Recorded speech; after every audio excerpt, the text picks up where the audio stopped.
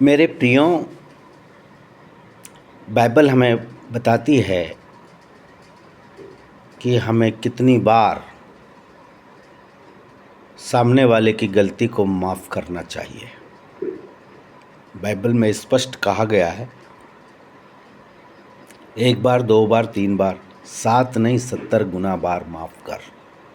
लेकिन ये एक बहुत कठिन है, ये बहुत बड़ा एक मुश्किल भरा रास्ता है। लेकिन प्रियो, मैं यहाँ पर इसे संभव होते हुए देखता हूँ। ऐसे भी दुनिया में लोग हैं जिन्होंने एक बार नहीं, 70 गुना नहीं, 70 गुना के भी 70 गुना उनके जीवन के गुनाह और अपराध माफ़ किए हैं। और यहाँ पर मैं आपको बताना चाहता हूँ कि हर एक व्यक्ति के माता पिता होते हैं। माता पिता के जीवन पर हम दृष्टि करें। पहली बात तो, माता पिता हमें कब याद आते हैं? संकट में, मुसीबत में, दुख में। अगर आपके माता पिता हैं तो आप बहुत भाग्यशाली हैं। लेकिन अगर आपके माता पिता नहीं हैं तो आपको वो जब ही याद आएंगे जब आपके ऊपर विशेष परिस्थितियां अनुकूल हो या बहुत आनंद का अवसर हो। इसलिए मेरे प्रियो, यहाँ पर मैं पेंसिल के बारे में बताना चाहता हूँ कि पेंसिल का काम है लिखना और रबर का काम है मिटाना।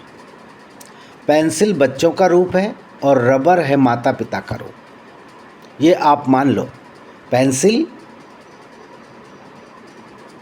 बच्चों का रूप है और रबर माता पिता का रूप है।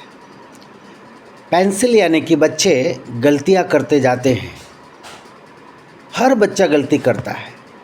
पेंसिल यानी कि बच्चे गलतियां करते जाते हैं और माता पिता उसे माफ़ करते जाते हैं, माफ़ करते रहते हैं, माफ़ करते रहते हैं। कितनी भी बचपन से लगाकर हमने अपने जीवन में कितनी गलतियां की, इसे हम बेटर जानते हैं। ऐसा करते करते माता पिता का जीवन समाप्त हो जाता है और वो इस दुनिया से चले जाते हैं, हमारी गलतियों को माफ़ करते करते, हमारी गलतियों को माफ़ करते करते। ठीक उसी प्रकार से रबर भी पेंसिल की गलतियों को मिटाते मिटाते अपना जीवन समाप्त कर लेती है। ठीक उसी प्रकार से भी ये एक बहुत अपने आप में एक अद्भुत और एक अनोखा बात है।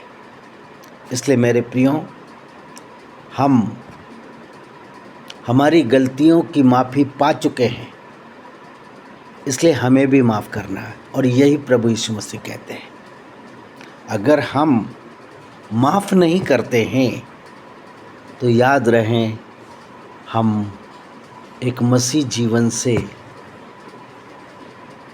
अलग हैं। बाइबल हमें यह सिखाती है कि हमें एक दूसरे को माफ़ करना है। परमेश्वर इन वचनों पर बड़ी आशीष दे।